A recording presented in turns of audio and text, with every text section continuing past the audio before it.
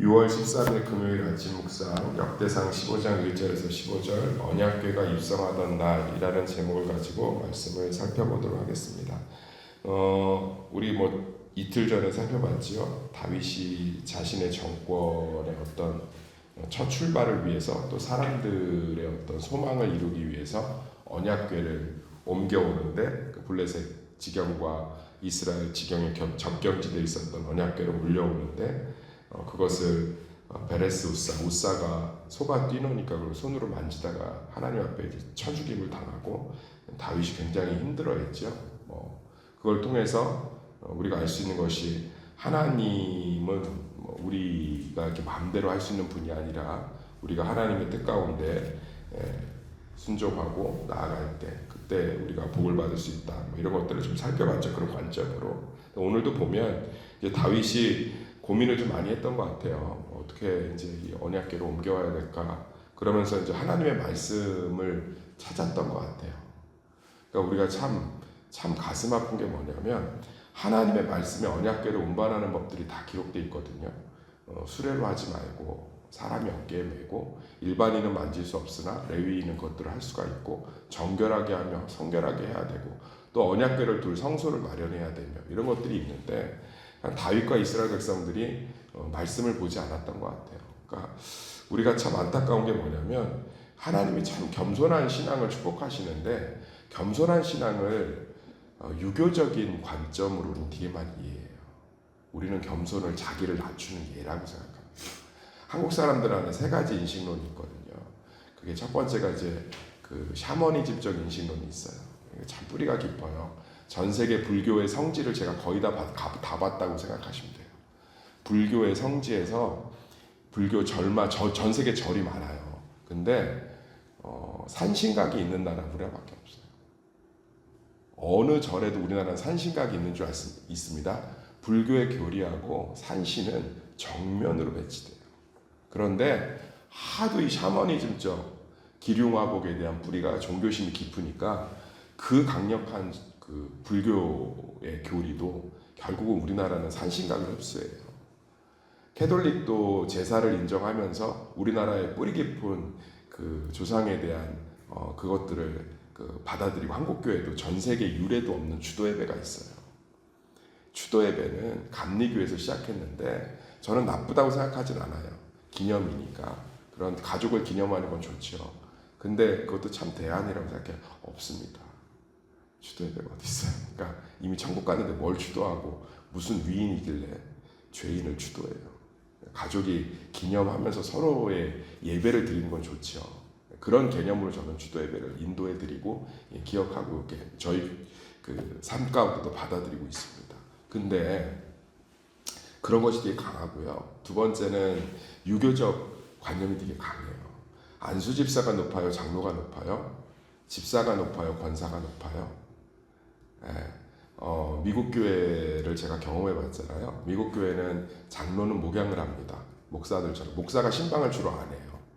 장로들이 합니다. 성경에 써 있거든요. 장로들은 목양하며 신방하며 환우를 위로하고. 목사는 뭐 하냐면 전문적인 사람들이에요. 설교를 하든지 교회를 운영하든지. 그럼 교회 재반의 운영 재정은 안수 집사들이 합니다. 그러면서 서로가 높다고 생각하지 않고 기능으로 인식해요. 장로님들은 목양하는 사람. 목사님은 전문적으로 교회를 이끄는 리더십. 그 다음에 집사들은 교회를 전반적으로 운영하는 실무진. 그래서 안수 집사가 장로가 되려고도 안 하고 장로들이 얼마나 힘드냐면 신방이 되게 힘들어요.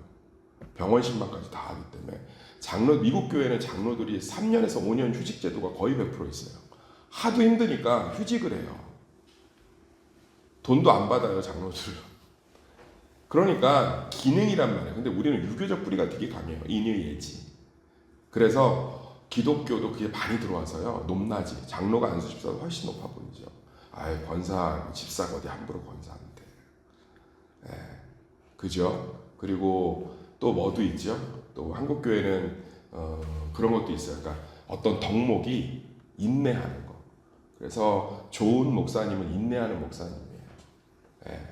어떤 고난 속에서도 성경이 말하는 인내는 좀 다르거든요. 그러니까 우리가 생각하는 인내는 참고 견디는 거잖아요. 목욕탕에 온도, 찜질방에 온도가 막 불가마 들어가면 막 옷이 탈 것 같은데도 막 거기서 1시간씩 막 인내하고 계시잖아요. 그게 인내라고 생각하는데 성경의 인내는 참고 견디는 게 아니라 소망을 견지하는 거예요.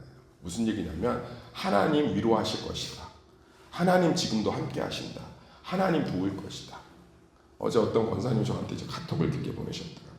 목사님 고난 중에 말씀을 붙들고 제가 커피 한 잔을 마시면서 차 한 잔에 하나님의 위로를 느낍니다. 그게 인내예요. 기독교가 말하는 인내는 하나님이 지금 나와 함께하기 때문에 같이 간다는 거예요. 동행. 아멘. 그러니까 기독교의 인내는 하나님이 나와 함께하기 때문에 그 문제가 해결될 끝자락까지 같이 가는 게 인내예요. 그러니까 굉장히 즐거운 거예요. 그러니까 너희가 인내하라 그러면 참고 견디라는 뜻이 아니고 너희가 인내하라는 건 소망을 붙들라는 거예요. 할렐루야. 하나님을 붙들라는 거예요. 그런 거 우리는 유교적 인식이 되게 강하죠. 성경은 성경대로 이해하지 못하면 어떻게 말해요. 마지막으로 세 번째는 미국을 통해서 들어온 물질주의적 그 인식론이 강력합니다. 크고 많아야 돼요. 니네 교회 몇 명 모여? 우리 교회 2,000명 모여. 니네 교회는? 우리 교회 100명 모여. 저 교회는 좀 저 교회는 좀 그렇구나. 그래. 그렇구나. 우리나라 교회 특징이에요. 미국 교회 전혀 안 그렇습니다. 크기가 크면 큰가 보다. 많은 일을 해야 되는구나. 그래서 굉장히 국제적인 사역들 많이 해요. 작은 교회는 작은 교회에서 그 지역 교회로서의 정체성을 명확히 합니다. 굉장히 안타깝죠. 우리 그렇게 있어요. 우리는 물질주의적, 크고 많고 전부고 이런 것들이 정말 많이 침투해 있어요. 그런데 제가 이 얘기를 왜 꺼내냐면 그러니까 이것도 마찬가지예요. 우리가 하나님 앞에서 어떤 이 언약궤를 메어 올라오고 이런 것들 가운데 우리 안에 있는 소망과 은혜들에 대한 것들을 우리식으로 이해해서 겸손.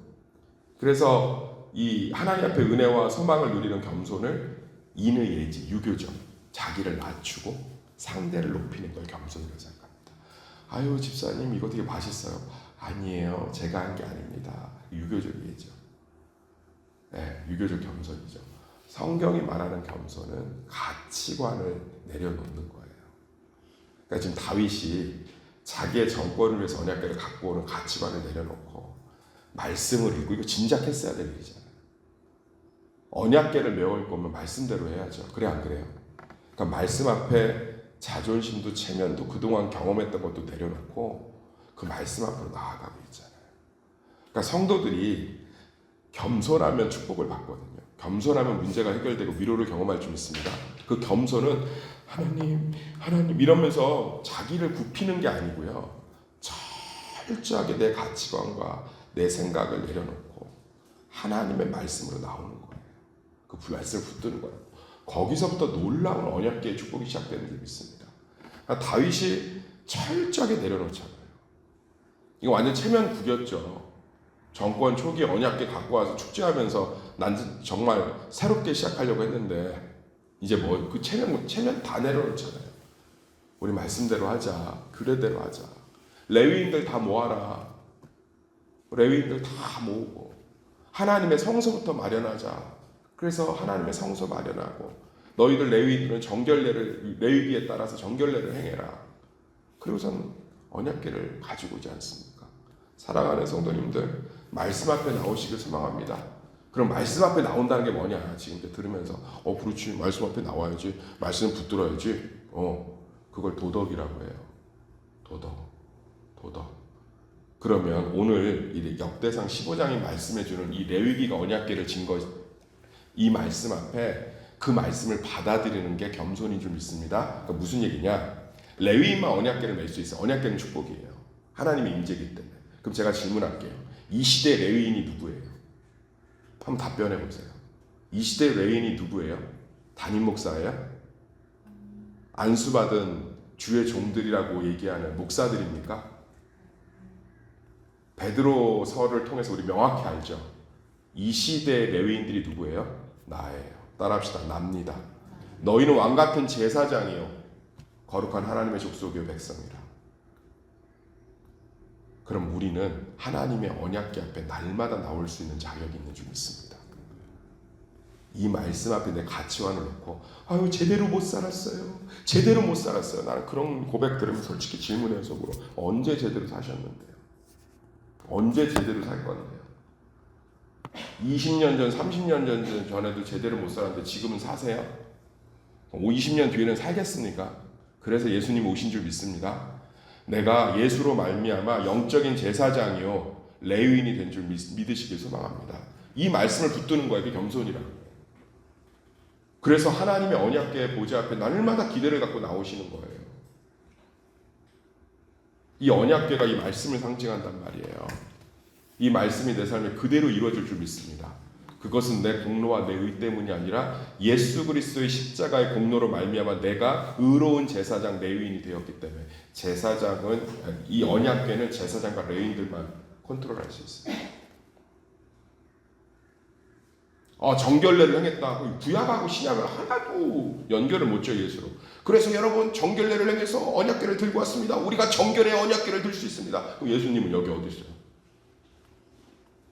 맨날 찬양은 하되 십자가가 우리의 죄를 다 씻었대. 먹보다도 더 검은. 아니 예수님이 다 죄를 사했다는데 씻으셨다는데 정결례는 어디서 또 끄지고 갖고 오는 거예요? 그러니까 예수님이 없으면 구약과 신약이 철저히 분리가 돼요.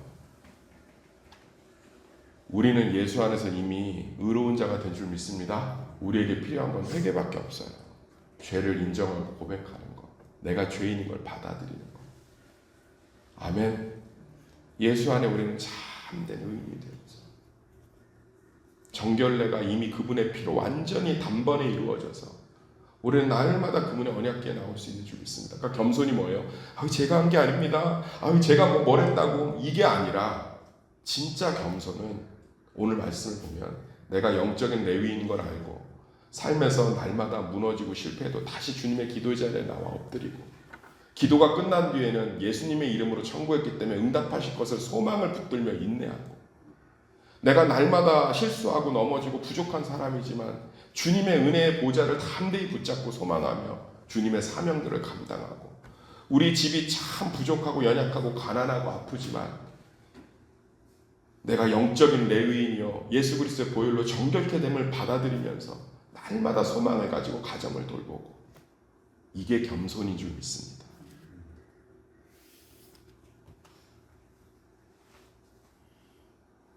진짜 겸손은요. 아이고 목사님이 먼저 드십시오. 목사님이 먼저 드셔야지요. 이게 겸손이 아니고요. 진짜 겸손은요. 남편이 술 먹고 와서 집안 다 때려부시고 잠 한숨도 못 자게 다 해놓고도 신발장에 있는 성경책을 움켜쥐며 무서워서 엄마 어디가? 엄마랑 새벽기도 갈래. 기도해야 우리 집 산다. 그게 겸손인 줄 믿습니다. 우리 집구석 일에도 하나님만이 살릴 수 있습니다. 제 아는 친구가 그걸 본인이 이제 집회를 다니면서 간증을 하니까 이제 미국 칼빈 대학교에서 박사과정 밟고 있는데 아버지가 유명한 세무공무원이었어요. 강남에 아파트가 5채였어요. 5채. 뇌물을 하도 받아서 뇌물 받아 잘렸어요. 그런데 워낙 그때 많이 뜯어놔서 돈이 많아요.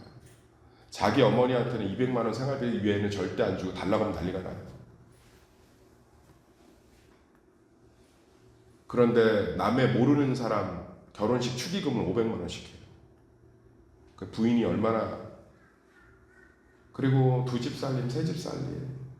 그런데 그 어머님을 내가 알아요.